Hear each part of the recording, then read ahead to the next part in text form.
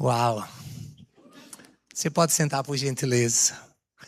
Boa noite, família!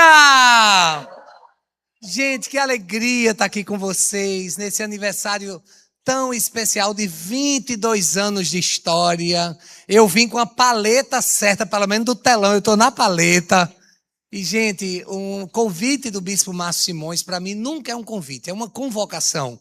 Porque para mim é uma honra, e se tem algo que eu estabeleci diante do Senhor, é de poder servi-lo até o último dia das nossas vidas. E é sempre muito bom poder servir ao Bispo Márcio Simões, a pastora Dini é só para os íntimos, e aos pastores dessa casa, não só da catedral, mas que saíram da catedral e da Diocese de Vitória.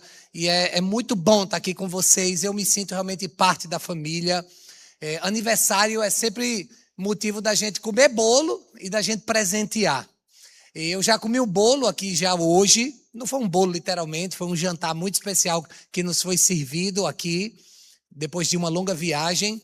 E presente, eu me lembro que quando nós estávamos vindo aqui para esse prédio, e o Bispo Márcio Simões me deu a honra de poder participar de toda a história, desde quando eu, ele, Marquinhos e o arquiteto, hoje reverendo hoje, a gente sentou juntamente com o construtor e a gente fez essa ponte. Então, o mesmo construtor que construiu lá a nossa catedral, construiu essa. É por isso que aqui eu me sinto literalmente em casa.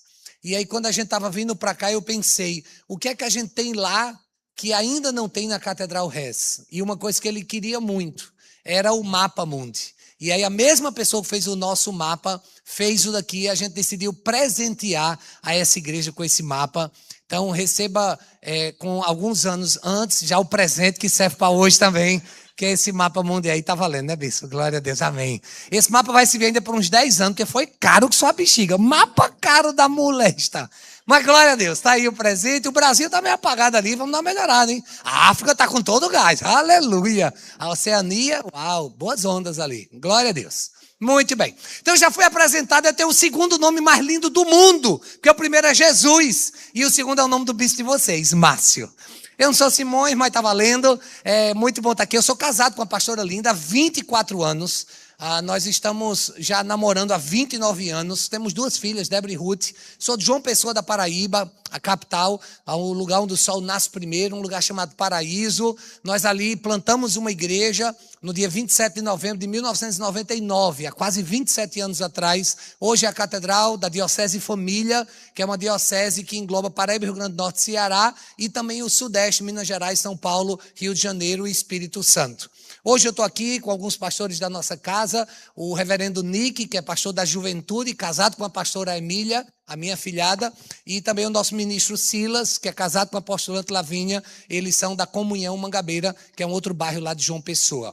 Então eu estou aqui hoje representando a Catedral Comunhão, a Diocese Família, o nosso bispão da província da Igreja Anglicana no Brasil, porque estar na catedral a gente sempre representa toda a diocese, e quando o arcebispo não está, nós bispos o representamos também. Então, obrigado, Bispo Márcio Simões, pela honra de estar aqui com vocês. E eu quero agora, sem mais delongas, trazer uma palavra do céu para a sua vida. E quem quer receber essa palavra, diga amém.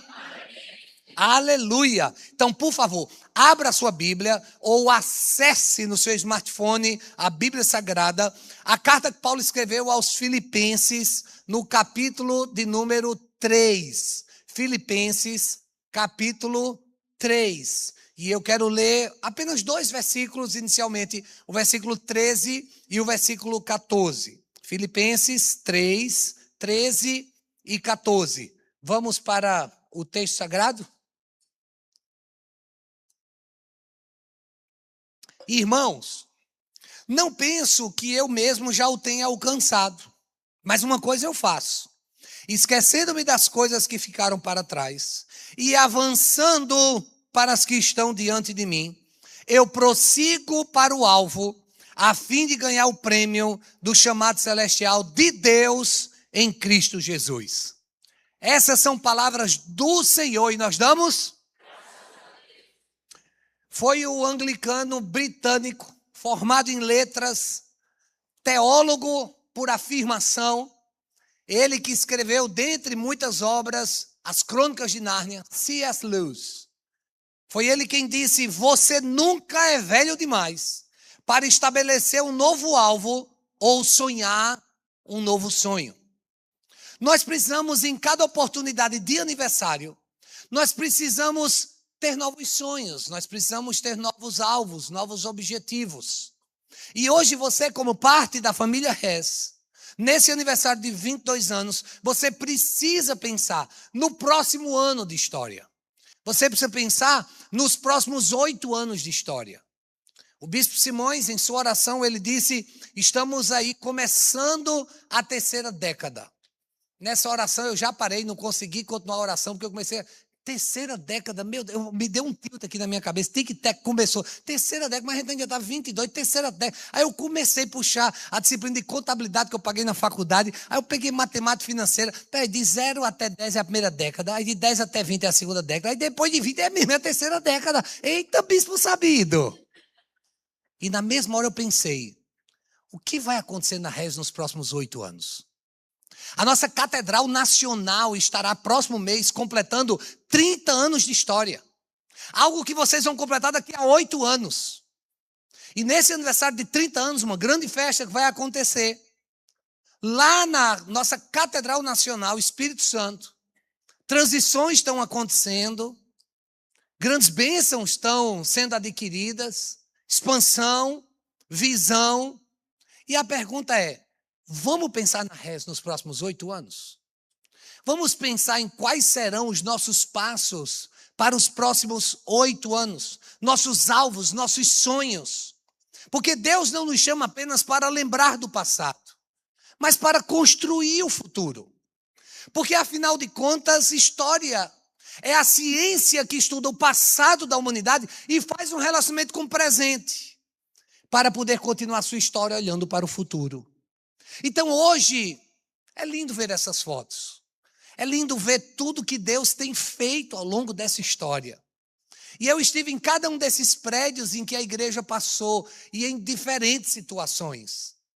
Que eu não me lembrava era de um gordinho que apareceu ali, bem fofinho. Deus é muito generoso. Mas o fato é, o que nós já vivemos foi mais do que especial. Quantos milagres, hein? Celebrando o aniversário de 22 anos da Catedral Anglicana Rez.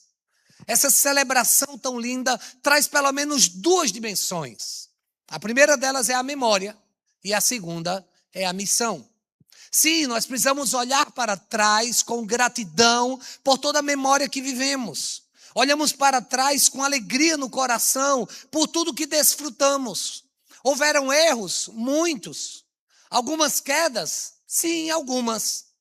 Alguns arrependimentos? Talvez muitos. Mas o fato é que toda essa história faz parte do que constituiu aonde nós hoje chegamos, pela misericórdia e graça do Senhor. Mas agora está na hora de nós olharmos para frente.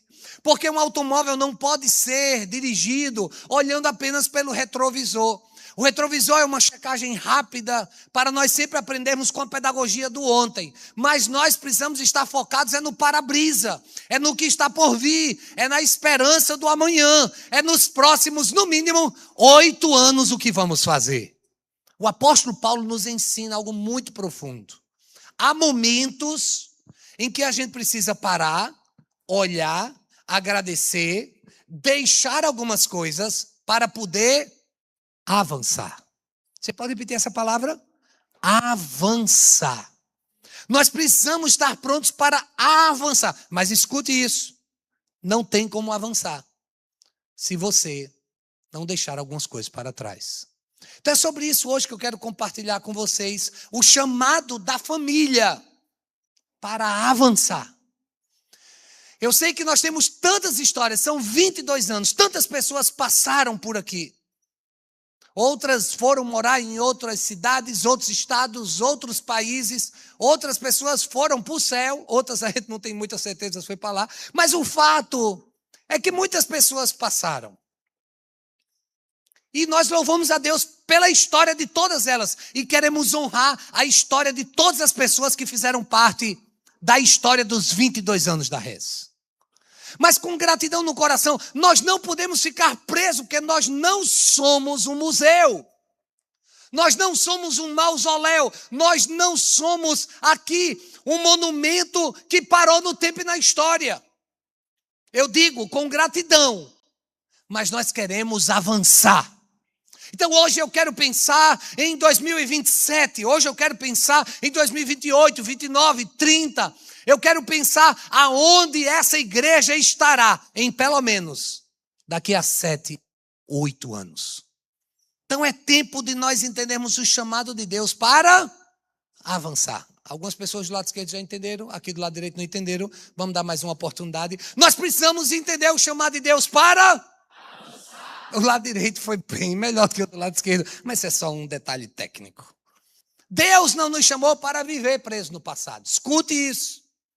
Está na hora de você dizer obrigado, hasta la vista, pero que agora, mas agora, nós vamos avançar. E como é que uma família avança? É sobre isso hoje que eu quero compartilhar. Baseado no texto do apóstolo Paulo, eu quero trazer 3 insights que esse texto sagrado traz para a minha e para a sua vida. Eu quero compartilhar algumas histórias e trazer para vocês algumas revelações. Palavra rema, vida diretamente das Escrituras para as nossas vidas. Mas antes, vamos orar. Pai, essa é a tua palavra e aqui eu estou como instrumento em tuas mãos. Então, que o abrir dos meus lábios e o meditar do meu coração sejam palavras agradáveis na tua presença. Tu que és a nossa rocha, o nosso redentor. Vem com unção na ministração dessa palavra e com humildade eu te peço. Apesar de mim, usa-me, Pai, para poder compartilhar essa palavra do céu e trazer edificação para essa igreja na ocasião do seu aniversário de 22 anos. Em nome de Jesus. Amém. Então, para avançar como família e como igreja, em primeiro lugar, eu decido deixar para trás aquilo que me prende. Em 2017, Deus me deu a graça de viajar para os Estados Unidos com a minha família. E na ocasião, a minha mãe, ela financiou essa viagem. A minha mãe mora em Orlando, na Flórida. Ela mora de frente para a Disney World. Da casa dela dá para ver os fogos da Disney todos os dias. E aí é muito difícil. Você tem uma mãe que mora na frente da Disney, tem que ir visitar sua mãe. Aí tem que ir na Disney, Magic Kingdom, Mickey, a Minnie. É uma vida muito difícil essa. Mas eu não escolhi minha mãe, ela é minha mãe. E a abençoada ainda tem dinheiro. Aí ela pagou a viagem e lá vamos nós. Minha filha disse, papai, o teu salário tá bom, né? A gente está indo para Orlando. Eu digo, não, papai, não, é sua avó, é a oferta e generosidade dela. E aí quando a gente chegou lá, foi uma bênção, a gente foi para o Magic Kingdom, eu nunca tinha ido. Gente, meu sonho era conhecer Mickey. Assim, era uma coisa incrível, eu fiquei numa fila, esperei 50 minutos para tirar uma foto com o Mickey. E quando cheguei lá, o Mickey conversando comigo e tal, e tal, e tal. Aí eu fui e disse, hi Mickey, it's me, Márcio. Como se ele me conhecesse desde sempre. Mas eu conheço ele desde sempre. E aí Mickey me perguntou em inglês, where are you from? Aí eu disse, Mickey, eu sou do Brasil, Mickey. Aí Mickey, qual parte do Brasil? Aí eu, Mickey, faz alguma diferença para você? Eu disse, Mickey, eu sou do Nordeste. Ele disse, eu também, macho, eu sou do Ceará. Que decepção. O Ceará está tomando conta do mundo. Mas o fato é que depois de um dia incrível no Magic Kingdom, a minha pergunta é, o que mais você quer viver nos Estados Unidos depois de um dia no Magic Kingdom? E a minha mãe à noite chegou para a gente e disse, olha, amanhã eu tenho uma surpresa para vocês. Eu disse, olha, a surpresa já foi dada, Magic Kingdom e Mickey é cearense. Então assim, todas as surpresas já foram dadas. Ela disse, não, amanhã vocês vão experimentar o que vocês nunca experimentaram. E aí a gente ficou com expectativa, mas tipo, nada pode superar o Magic Kingdom. Especialmente aquele espetáculo final, enfim. E no outro dia, a minha mãe disse, olha, prepare uma mala, coloque aí 5 mudas de roupa e tal, que a gente vai ali. Ali aonde? Ali. A gente foi aonde? A gente foi embarcar no navio da Disney. A gente foi para a ilha particular da Disney, onde Mickey e Minnie moram. Em tese. Não o do Ceará, o americano. E a gente foi para um cruzeiro da Disney. Gente do céu. Pluto estava lá. Pato Donald estava lá. Margarita estava lá. Gente, Todos eles no mesmo barco. E um navio gigante, 17 andares para cima, uma coisa gigante, um prédio em cima da água e tal. E eu entrando naquele bicho, o pobre é uma desgraça, né? Eu perguntei logo, esse bicho não afunda, não? Porque eu fiquei pensando no prejuízo, ia ser muito, né? Não só o povo, né? Mas enfim, tudo aquilo. Mas o fato é que quando a gente entrou, o esposo da minha mãe, ele faz parte de uma categoria Plus, e ele recebeu uma mensagem. E a mensagem era para apenas alguns clientes, elite. E essa mensagem dizia assim, o nosso embarque vai atrasar 2 horas. Para mim, naquele navio, pode ficar parado ali mesmo. Já tinha tudo no navio. E eu ia ficar dentro daquele navio, ele andando parado. É a mesma diversão, não muda nada. Mas aí eu fiquei curioso, por que o navio ia atrasar 2 horas?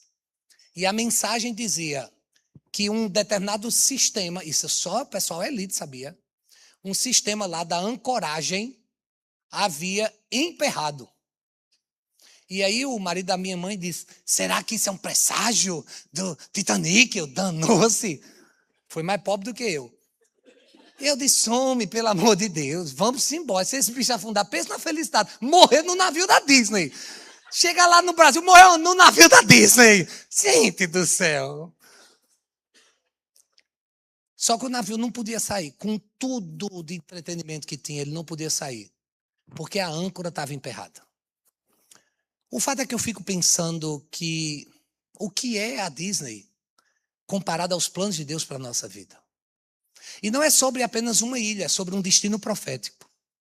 Não é sobre um cachorro, 2 ratos e uns patos. Que é Pluto, Mickey, Minnie e o pato Donald. É sobre Deus e a sua presença conosco.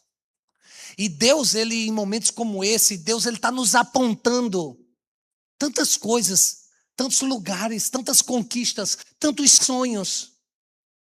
Mas muitas vezes, sabe o que é que nos impede de chegar lá? São as âncoras da nossa vida que estão emperradas. Aquele navio, menos de 2 horas depois, foi resolvido e ele navegou e foi uma viagem incrível. Mas o fato é que talvez a ancoragem da tua vida ainda esteja emperrada até hoje. E a Reza um dia desse fez 20 anos. Fez 21 anos. Já está em 22 e tua vida está do mesmo jeito. A gente já mudou de templo, a gente já teve a marcha da conquista, a gente já está num lugar novo e a sua vida parece ainda continuar a de sempre. Na célula você compartilha sempre os mesmos problemas. Nem o problema muda em nome de Jesus. Pelo menos o problema dê uma inovada. Busque problema novo para a sua vida. Pelo amor de Deus, porque ninguém aguenta mais esse moído de sempre. Levanta essa âncora. Não tem como navegar com essa âncora emperrada. Muitas famílias não avançam porque vivem com suas âncoras, agarradas às âncoras, se apegando à âncora e dizendo, não, essa âncora está nos deixando em segurança, essa âncora está nos dando a certeza de que mal nenhum vai acontecer. E escuta o que eu tenho para te dizer, a âncora realmente ela traz a sensação de que o barco está seguro, mas barco não foi construído para ficar parado, barco não foi construído para ficar no porto, barco foi construído para navegar. Navegar. E se é para a ilha da Disney, melhor ainda. Barco parado dá craca. Eu não sei o nome técnico daquele moído que dá no barco. É craca, aquelas cracas velha nojenta. Lodo. Depois o lodo vira as cracas marinhas. Craca é o nome que me vem à mente. Eu não sei o nome daquilo. Tem gente que está todo craqueado na igreja, todo craqueado. A pessoa chega, não, lá vem você. Você está invadindo minha privacidade. Você está insistindo. A igreja é uma mania de avançar. Ninguém pode parar a igreja do Senhor. Então nós precisamos entender que enquanto eu não deixar para trás as coisas, para trás fica, ela está me prendendo.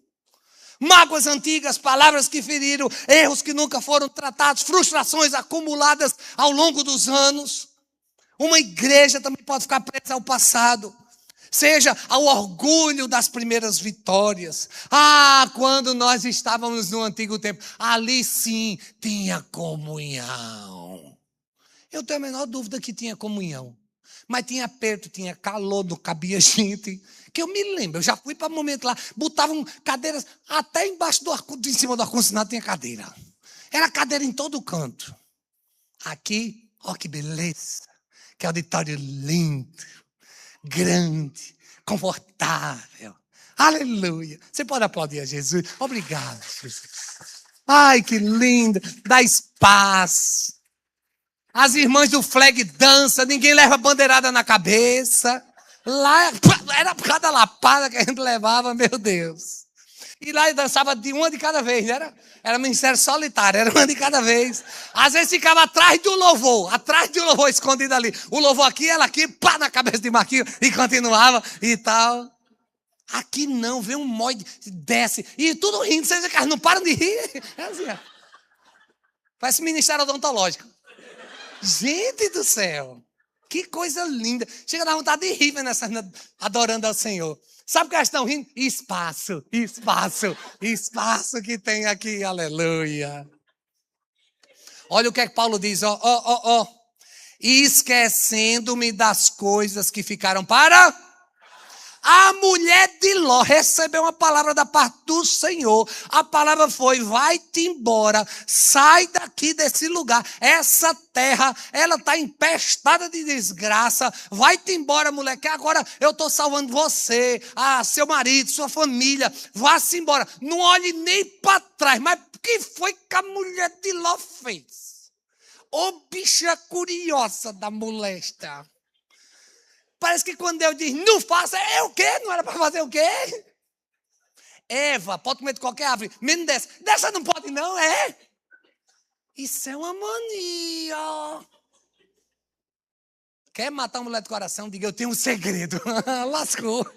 Misericórdia, coitado de você. Você não vai ter mais paz na vida. Eu me lembro... Uns irmãos lá na igreja fazem cursilho, aí chega em casa, amor, não posso contar o que aconteceu. Acabou o casamento. Como assim? Você não vai contar nada? É difícil esse negócio. A mulher de Ló, Deus disse, vão, não olhe nem para trás. Ela, mas são umas piadinhas. Gente, presta atenção. Quando Deus diz não é para olhar para trás, Deus está nos dando uma lição. O que Deus está dizendo é, o que ficou para trás vai ter que ficar. Por quê? Porque se você ficar apegado ao que ficou para trás, você não tem como avançar. Porque o seu olhar está em um outro lugar. E se você avança... escute, eu acho que isso nunca aconteceu com você não. Mas aconteceu comigo. Eu estava em um contorno. Tinha um carro à minha frente. Um contorno. Para entrar na BR. Tinha um carro na minha frente. Foi que eu olhei. Olhei para cá. Olhei para trás. Aí disse, não vem nenhum carro não, vou acelerar. O da frente não viu, parou, bati nele. Eu disse, mas rapaz, ele disse, você bateu em mim. Eu disse, pois é, rapaz, eu bati em você. Ele disse, eu estou vendo, você bateu em mim. Eu digo, mas rapaz. Ele disse, mas rapaz, digo eu. Eu digo, mas rapaz. Eu fiquei igual uma pata-choca, porque que leseira da bexiga. Ele disse, você estava no celular? Estava não. Você olhou para onde? Eu disse, olhei para trás. Ele disse, mas eu estava na frente. Eu digo, e por que tu parou? Ele disse, porque eu fiquei com medo de algum carro vir e bater em mim. Eu digo, eu bati. Ele disse, eu estou vendo. Eu digo, mas rapaz. O erro foi meu. Porque eu olhei para trás. E aquele infeliz parou. Escute isso.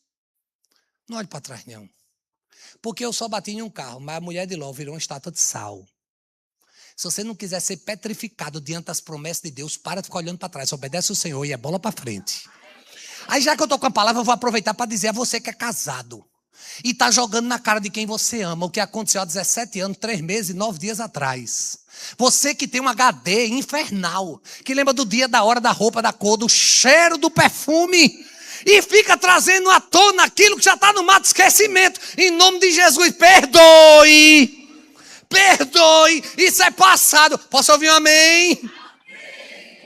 Eu sei que em Vitória isso não tem, sei nem o que eu estou falando. Mas tem mulher que fica puxando coisa do passado, de quando o caba nem Jesus tinha ainda. Ele agora tem Jesus, dá glória a Deus. Para de lembrar da antiga vida, é nova vida em Cristo Jesus.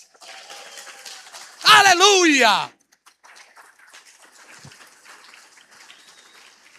O dia desse uma pessoa chegou lá na igreja. Aí disse, ô bispo, essa aqui era aquela igreja que tinha lá na Bica. A Bica é o parque zoológico da cidade. E na frente da Bica ficava a nossa igreja. Foi a igreja que eu me converti. Foi a igreja que eu me confirmei. Foi a igreja que eu me casei. Foi a igreja que eu fui ordenado diácono, presbítero. Essa aqui é aquela igreja? Eu digo, por que tu está perguntando? Porque dependendo da referência dele, eu vou dizer, não, rapaz, tem nada a ver. Aquilo ali era outra coisa. Ali é uma dispensação antiga. Ali é Egito. Ele está na terra prometida, em nome de Jesus. Graças a Deus, porque ele só chamou Faraó e todos os cavaleiros de Faraó. E ele lembrava de tudo que Faraó fazia na nossa igreja, lá perto da Bica. E era cada coisa. E se eu me lembro, essa igreja era aquela que o pessoal tomava a ceia lá para fora, ficar fumando e falando da vida dos outros. Ele não mentiu, não. Era o que acontecia. Que eu me lembro. Eu sei que aqui em Vitória isso nunca aconteceu, e em Pernambuco também não. Mas lá na Paraíba a igreja era assim. Ah, essa aqui era aquela igreja do pastor que traiu a mulher dele com 4 mulheres na igreja? 4 não, rapaz, foi 5, mas tudo bem. Era um adúltero, foi afastado. Mas veja as referências que ele tinha do passado. No final eu disse, olha, a nossa igreja era e viveu aquilo. E sim, aquela ali é parte de uma história, de capítulos em que há muito arrependimento, que eu não vivi, mas que em nome de quem viveu, que é a mesma família, eu quero pedir perdão e dizer que nós estamos vivendo um novo capítulo.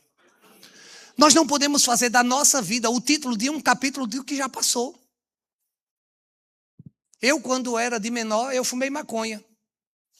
Eu fui chamado de maconheiro. Mas a minha história não pode ser definida como maconheiro, porque maconheiro é um capítulo da minha vida e a maconha é coisa do passado. Um dia eu tentei suicídio, aos 15 anos de idade. Isso não quer dizer que eu sou fraco, que eu desisti da vida. Quer dizer que em um momento da minha vida eu enfrentei isso. Eu passei por situações da minha vida, eu respondi 3 processos no juizado de menores. Isso não quer dizer que eu sou um delinquente. Isso é um capítulo de uma parte da minha história. Mas esse capítulo não define quem eu sou. Porque apenas preparou um patamar para aquilo que hoje eu estou vivendo. Não estou dizendo que você tem que fumar maconha, nem tentar suicídio, e nem ir para o juizado de menores. Mas o fato é que independente do que você viveu ou deixou de viver, Deus estava preparando tudo isso para que num momento como esse, você deixasse para trás aquilo que para trás fica e você agora possa avançar. Nós precisamos, como igreja, agora fazer essa avaliação. Paulo tinha um passado impressionante. Ele tinha formação religiosa, prestígio, influência, mas ele não carregava memórias dolorosas. Ele simplesmente passou por perseguições, mas ele não vivia como alguém, ó vida, ó céu, ninguém me ama, ninguém me quer. Não!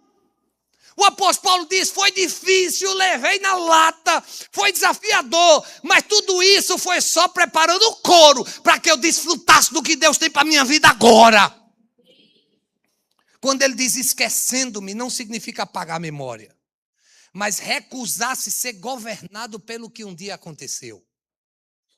Houve um capítulo na minha vida em que uma pessoa de autoridade sobre minha história disse que eu era burro. Burro. Uma vez ele mudou o adjetivo e disse, jumento batizado. Meu pai disse, meu filho, você é muito burro. Você nunca vai ser ninguém na vida. Uma vez meu pai trouxe capim e disse, coma meu filho, que é isso que burro come. Eu olhando para ele, eu pensei, se eu sou burro e sou seu filho, o senhor é o quê? Só que eu só pensei que se eu falasse, eu ia ser um burro sem dente, porque ele ia dar um burro em mim. Mas o fato é que durante muitos anos da minha vida, eu carreguei esse rótulo de burro, achando que realmente era isso que eu era. O fato é que nós não podemos pegar um passado que já passou e fazer disso um adjetivo para a nossa história e projetar isso para o futuro. Talvez seja a comparação, a acomodação, o medo de mudar, eu não sei. Mas lembre-se, uma igreja família que é saudável, ela honra a sua história, mas ela não faz da sua história uma prisão. Isso nos leva a uma segunda lição. É que para avançar como família, como igreja família, eu escolho avançar mesmo sem ter chegado ainda ao destino. Quem já correu maratona sabe o que eu estou dizendo. Se você já correu maratona, você sabe exatamente o que eu estou falando. Primeiro você vai para o lugar da maratona. Quando você chega lá, você já se arrepende. Porque você pensa, 42 quilômetros. Que moléstia dos cachorros eu vim fazer aqui? Eu tenho uma vida. 42 quilômetros, eu vou me lascar todinho. Eu vou me esfolar todinho em 42 quilômetros. Você já se arrepende.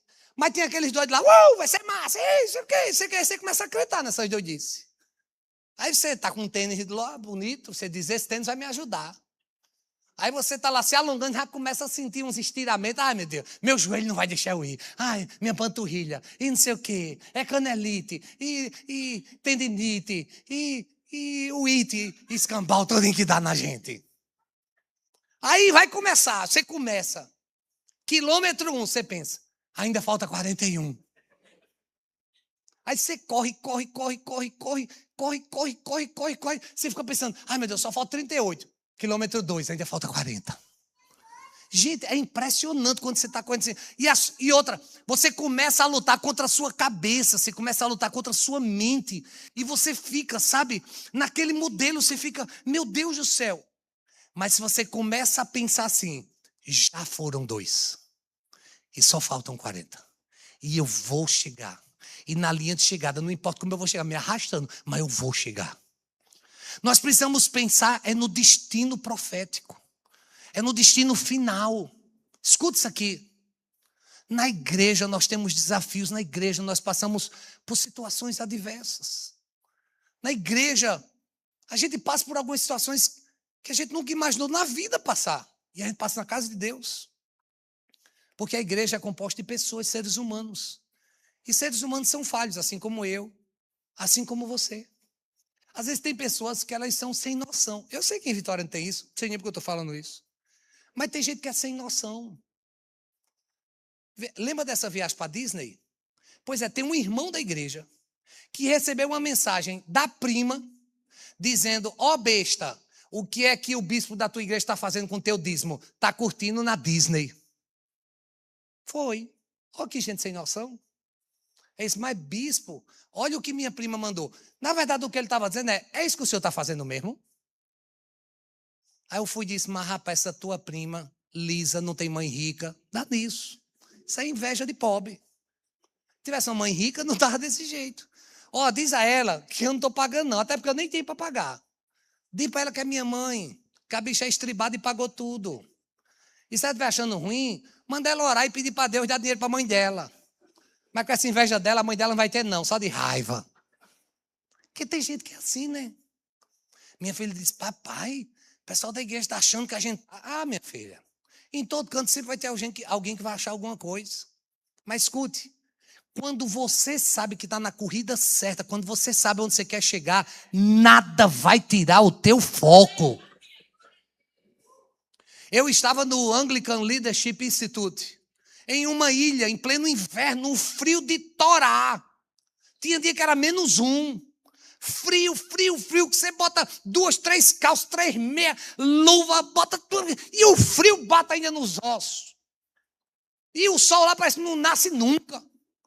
Das 9 horas da manhã, cadê o sol? Preguiçoso, o sol dormindo ainda. Eu estou acostumado com o João Pessoa, 4 e pouco da manhã, o sol já estava batendo na porta. E não tinha sol. Mas antes das aulas, eu digo, rapaz, se eu ficar esses dias todinho aqui, eu vou sair daqui uma bola, comendo do jeito que eu estou comendo, eu tenho que me exercitar. De manhã eu acordava com aquele monte de roupa, não sei o quê, parecia um negócio, eu ia correr na rua, eu ia correr. Aí um senhor de idade chegou para mim e disse, você gosta de correr, né? Eu disse, sabe como é? Ele disse, vamos correr uma corridinha ali comigo? Eu olhei para ele, eu perguntei, quantos anos o senhor tem? Ele disse, eu tenho 78. Eu disse, vamos. Vamos, 78, tá aqui o cabo que vai, 78. Eu digo, eu vou dar um couro nesse velho que ele vai ver o que é bom pra tosse. Eles, você quer ir quantos quilômetros? Eu digo, o senhor vai quantos? O senhor. Esse 10 tá bom? Eu digo, tá. Eu pensei, ele vai correr 10 quilômetros, 78 anos de idade. Vai, bota 10 aí, bota 10. Ele disse, eu vou lhe presentear. Eu presentei. Fui correr, frio. Eu não tinha roupa de frio para correr. Ele todo equipado com roupa de frio, eu sem roupa de frio. Cheguei lá, primeira descoberta, não era 10 quilômetros, era 10 milhas. Ou seja, 16 quilômetros. Num frio de torar. Eu disse, estava muito frio que doía nos ossos. E eu não estava com roupa apropriada. Vamos correr. O velho foi-se embora. Eu digo, oxente, foi embora, parecia um vum. Eu me senti humilhado. Ele foi embora. Eu digo, eu vou pegar ele no meio do caminho. Ele vai parar no meio do caminho. Parou o quê? Ele foi, chegou lá, voltou para me buscar. E eu, ai, meu Deus, já tinha corrido 40 mas, ai, chega logo. Gente do céu, e uma dor, aqui uma dor, estava uma dor, e eu não vou parar, não vou parar. Aí uma pessoa dizia, você quer ajuda? Ai, claro que eu queria, mas eu não vou parar, eu vou pegar aquele velho safado. Não, eu estava lá firme. Eu fui o último lugar. Eu cheguei por último lugar. Já tinha ambulância, tinha tudo me esperando. Gente, eu queria ser arrebatado. Eu pensei no skate, numa bicicleta, numa moto. Eu pensei, para que correr se tem meios de transporte mais rápido? Não passa um Uber aqui, um motoboy, não passa ninguém. Eu estava morto. Eu cheguei. O senhor começou a rir da minha cara. Peste. Eu caí no chão. Puxa. Só me lembro sendo botado numa ambulância. Tive queimadura de 1º grau. Só a carne viva aqui, ó. No outro dia, bispo, fui eu para aula. Pessoal, o que aconteceu, bispo? Um pequeno problema técnico.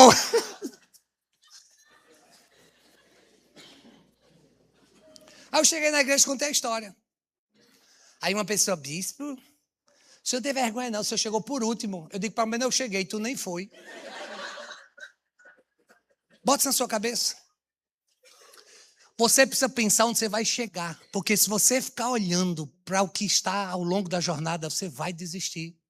A dor, a cãibra, a crítica. Quantas vezes a gente pensa que o melhor já passou? Lembre-se, Deus é especialista em começar novos capítulos. Abraão recebeu uma promessa quando já era idoso. Sara gerou quando parecia impossível. José foi levantado depois da prisão. A igreja nasceu depois da cruz. Observe a honestidade do apóstolo. Ele reconhece, eu ainda não cheguei. Ele diz assim, avançando. Eu não cheguei, mas eu estou avançando para as que estão adiante de mim. Você precisa entender que ainda falta tantos quilômetros, ainda faltam 8 anos, ainda faltam uma estação. Você ainda não chegou, então não pare. Uma igreja, família que é saudável, não é uma igreja perfeita, porque não existe família perfeita. Mas são famílias que continuam caminhando, ainda que um caia, tropece, ainda que um precise de apoio. Interessante que o verbo avançar no original aqui transmite a ideia de estender-se para frente. É como aquele corredor, sabe, que está chegando, e aí ele se joga para frente assim. É sobre isso. É sobre você nunca parar de se estender e de olhar adiante e de ver o horizonte e o que Deus está preparando. Catedral Reis não está encerrando uma história, ela está entrando em uma nova estação de Deus para esse momento aqui nesse lugar. Terceiro e último lugar para avançar como uma igreja família, eu mantenho meus olhos no alvo que Deus estabeleceu. Você precisa, nesse momento da história, começar a pensar nos alvos que Deus tem colocado sobre sua vida, sobre sua célula, sobre seu ministério, sobre sua área de atuação. sobre nós como igreja. Qual é o alvo? Qual é a visão da igreja? Ganhar todas as pessoas para Jesus. E aí a ministra do louvor, ela estava aqui com a calça brilhantina, jaqueta estilosa londrina. Eu fiquei pensando, que frio é esse que essa mulher está sentindo? Mas tudo pelo estilo. Gostei do estilo, hein, irmã? Uau! Me lembrei de Diante do Trono, no início dos anos 2000, Ana Paula Valadão. Distante de ti, Senhor. Amei o estilo. Amei. Uau! Que estilo! A calça brilhando mais do que brilhantina. Mas ela, no louvor, ela disse, porque o nosso alvo é ganhar toda a vitória de Santo Antão para Jesus. Ela, no louvor, estava estabelecendo a visão. Nós precisamos hoje manter os nossos olhos. Onde é que essa catedral vai estar? Ser uma casa de adoração, um lugar de cura para os feridos. Ser uma catedral que alcança as gerações. Ser uma igreja que não apenas cresce em números, mas em maturidade espiritual. Paulo não corre sem direção. Ele corre sabendo para onde ele está indo, com quem ele está indo e aonde ele deseja chegar. Paulo conclui dizendo assim, prossigo para o alvo. Qual é o alvo dessa igreja? Qual é o seu alvo nessa igreja? Para um membro da igreja, eu digo, o seu alvo é ser um adorador que está pronto para servir, entendendo que como membro da família, precisa ser aquele que semeia, que colabora e que está sempre pronto para poder fazer o que for necessário. Como líder, você precisa estar pronto na gestão, no cuidado, no discipulado, de célula, ministrando e multiplicando. Na equipe pastoral, servindo ao seu bispo e pastoreando em áreas específicas que for designado. Nós precisamos, como igreja, entender que nós temos alvos. Alvos que podem ser estabelecidos como propósitos, alvos que estão alicerçados em uma visão, que nos leva, consequentemente, a uma missão. Então, aqui está o segredo do avanço. Não adianta avançar de qualquer jeito. Você tem que avançar para o alvo. O problema de muitas pessoas é que elas começam algo sem saber aonde elas querem chegar. E isso é muito complicado. Como você se sentiria entrando em um avião e o comissário de bordo dizendo, sejam bem-vindos ao voo 6644, com destino a... Vai para onde mesmo esse voo? Rapaz, não faço a menor ideia. Então, gente, a gente está indo para algum lugar que eu não faço a menor ideia. Não sei nem se tem combustível suficiente, se vai chegar até lá. Mas se não chegar, fica tranquilo. A gente faz uma aterrissagem de emergência. Pode ser que alguns morram, mas, enfim, o avião chega lá. Nem que seja todo destruído, não sei se todo mundo vai chegar vivo. Como é que você se sente dentro de um avião desse? Eu quero que você saiba que a Rez não é esse avião, a Rez sabe aonde quer chegar, quem é o piloto e aonde ela vai estar nos próximos anos da sua história. Sabe por quê? Porque Deus tem colocado nessa casa líderes visionários. Desde que eu conheço o Bispo Márcio Simões, que ele tem planos e ele tem apresentado a Deus os seus planos. O nome dele deveria ser Márcio Estratégico Simões. Porque o homem é estratégico, e seguro, e visionário. E é um homem prudente. Ele não dá um passo em falso. É confortável andar com alguém como ele. Se você já andou no carro com ele, você vai saber. Ele dirige em segurança. Não tem assim um perigo. Ai meu Deus, será que vai dar certo? Não, vai não, fica tranquilo. O agente seguro dele de carro, todo ano renova o seguro, nunca usa, não bate. É mais seguro do que Maria, mãe de Jesus. Que a bicha era segura em tudo. É muito bom você ser liderado por um homem que inspira Gálatas 5, 22 e 23. E eu quero dizer para vocês que no aniversário de 22 anos, o maior presente que vocês receberam foi um bispo lindo, estiloso, gato, e um homem que tem o fruto do Espírito Santo. Eu conversando com a minha esposa esses dias, eu fiz uma pergunta para ela, eu disse, amor, essa não é uma pergunta que o marido tem que fazer para a mulher. Para que eu fui inventado perguntar? Eu disse, amor, o que é que você acha que eu poderia fazer para ser um homem melhor? Não faça essa pergunta para a mulher. Que ela vai ter uma lista de 347 coisas para lhe dizer. Mas naquele dia me deu uma doida e eu queria ouvir. E ela disse, amor, eu posso falar assim como um homem, não como marido, que ela é muito sábia, né? Ela, como marido, você é uma bênção, é maravilhoso, você blá, blá, blá, blá, blá, blá. Mulher inteligente, né? Fica semeando, a gente acredita. Isso é isso, é isso, é isso, é isso. Aí você começa a acreditar que é mesmo. Ela disse, olha, mas a gente está conversando ainda agora sobre a igreja. Eu posso, assim, fazer uma pequena observação só para você pensar e refletir e tal. Ela é muito inteligente, né? Ela não chega, já que você perguntou, então agora escuta. Não, ela não é assim, não. Ela é inteligente. Eu disse, não, amor, diga. Ó, ela semeou. Eu comecei a acreditar naquilo tudinho. Ela disse, amor, vou lhe dar um conselho. Aprenda mais com Márcio Simões. Veja a postura dele. Quando alguém está perto dele, alguém quer ouvi-lo, porque ele não está sempre falando. Eu disse, para que isso tudo? Podia pegar mais leve, não? Mas você é maravilhoso, você é incrível, blá, blá, blá, blá, blá, blá. Ela tem toda a razão, gente. É impressionante como Deus concedeu a vocês um líder que realmente traz essa inspiração de segurança, de sabedoria. É por isso que quem deveria ter dito isso não foi John Maxwell, deveria ter sido o Bispo Márcio Simões. Mas com a citação de John Maxwell e inspirado no Bispo Simões, eu quero concluir essa mensagem dizendo a você o que John Maxwell disse.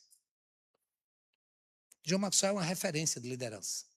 Ele disse: o passado é um lugar de referência, mas não de residência. Eu conheço a residência da Res de 20 anos atrás. Eu conheci a residência de vocês há 15 anos atrás. Eu conheci essa residência há 10 anos atrás. Eu conheci essa residência há 2 anos atrás. Esse ano eu já vim nessa residência 2 vezes. Eu conheço essa residência. Mas se tem algo que eu tenho aprendido, é que essa igreja, ela nunca desejou ser o que um dia ela já foi. Ela viveu o que tinha que ser vivido. Aprendeu com o que tinha que ser aprendido. E agora está pronta a viver o novo de Deus para a sua história. Por isso, quando eu vejo o pastor Lucas, que é filho biológico do bispo, eu disse: Deus, me ajuda a criar os meus filhos nesse mesmo temor e nessa mesma direção, como o bispo Márcio Simões está criando. E hoje, quando eu chego, quem me recebe? O neto dele, que deveria ser filho dele. Em silêncio, me acolheu, olhando para mim. Eu disse: bispinho? Eu disse: cadê seu pai? Lá em cima, ali esperando. Menino monossilábico. Eu digo: tu só tem avô, é? Subi lá em cima, falei. Ele: obrigado. Que monstro. Mas o fato é que criança vê, criança faz. E é bispo Márcio Simões. Essas crianças estão crescendo. E cresceram olhando seu exemplo. Olhando sua postura, olhando sua liderança. E não só os filhos biológicos, mas os espirituais. E tem uma nova geração chegando. Comine. Obrigado pela homenagem. Mas o fato é que é onde essa igreja estará nos próximos anos. Saiba que o bispo de vocês tem planejado, tem orado, tem colocado diante de Deus. Mas sozinho, ele não pode chegar. Mas com cada um de vocês, eu creio, certamente vocês chegarão. Enquanto o louvor vem até aqui à frente, eu quero encerrar dizendo que o número 22 na Bíblia, ele não é apresentado como número profético. Ele não é o 7, ele não é o 40. Mas você sabe que o número 22 na Bíblia é a quantidade de letras que tem no alfabeto hebraico? E 22 foi estabelecido por Deus como a quantidade de letras do alfabeto. O Salmo de número 119 é organizado em 22 seções. E é interessante porque quando nós vemos a Bíblia, as escrituras da época de Jesus, a escritura na época de Jesus... Ô, meu filho, muito obrigado, Deus te abençoe. Espera só um minutinho, pode ser? Um minuto só. Te amo, seu lindo. Daqui a um minuto. Bicho lindo da bexiga. O louvor nem começou a tocar, já quer? Jeito educado, né? De dizer, tá bom, já deu. É que se tu for, eu vou me perder aqui no 21 que eu escrevi. É coisa 22, eu escrevi que só tu sair, eu vou ficar perdido. É muita coisa aqui, gente. E o pior, eu deixei o mais difícil pro final. Como eu estava dizendo, número 22. Vocês sabem que o alfabeto hebraico é feito em 22 letras? Não tem vogais, tem sinais massoréticos, eram 22. E o Salmo 119 é organizado em 22 seções. E as escrituras da época de Jesus eram exatamente organizadas em 22 livros. Hoje nós temos o Antigo Testamento como 39, mas naquela época eram 22.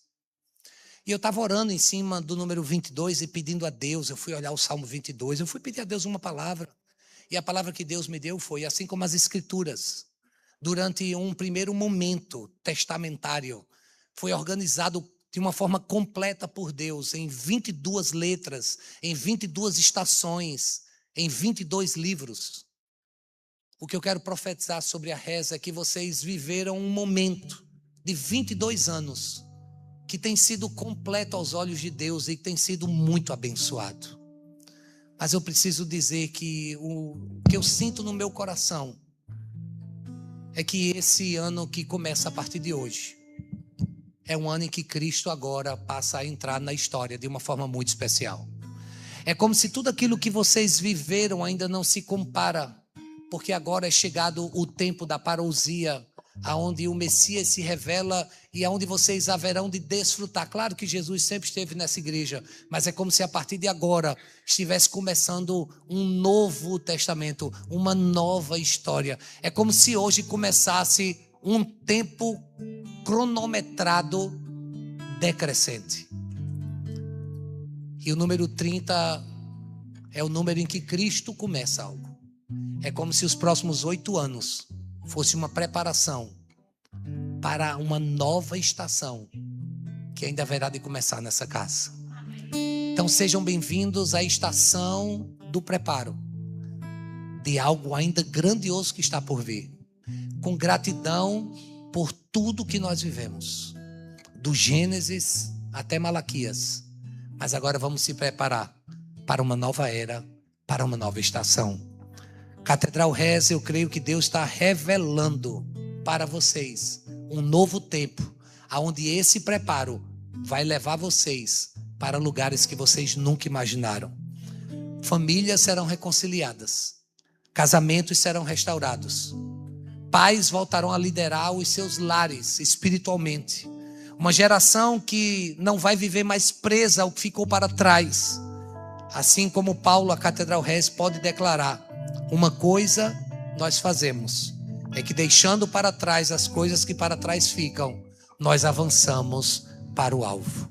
Com gratidão a todos que participaram dessa história, nós vamos olhar para aquilo que Cristo ainda vai fazer através da minha e da sua vida. E pastor Lucas, se prepare, porque muito do que está sendo preparado agora são frutos que você haverá de colher, e o seu filho e as próximas gerações. Você pode ficar em pé desse lugar para a gente orar?